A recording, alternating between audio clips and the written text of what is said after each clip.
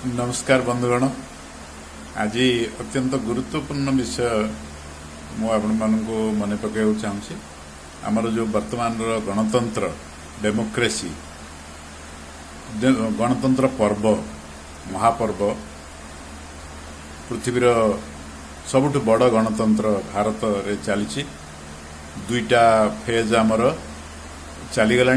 प्रथम फेज रे आम देखिले 102 लोकसभा इलेक्शन हला एवं मतदान हला। सिथरे टिके निरुत्साह भलिया लागिला जे भोटर्स एबे भी हमर 88 गतकाली भोट हला। किंतु सबुठु मजादार विषय होची जे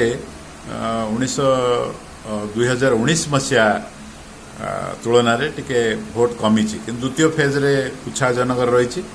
मु आपण मानू कहू चाहूँगी बा अनुरोध करने चाहूँगी जे समस्त आम ए महापर्व रे जोग देबा ता सहित आनंद रे जीवा। ए महापर्व को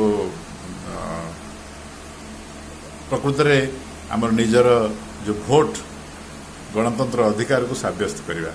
समस्ते तृतीय फेज को निश्चित भाव में प्रस्तुत रुहतु एवं भोट देवाको जानतु, जहा फल आम प्रकृत गणतंत्र प्रकृत मर्यादा रक्षा कर। धन्यवाद।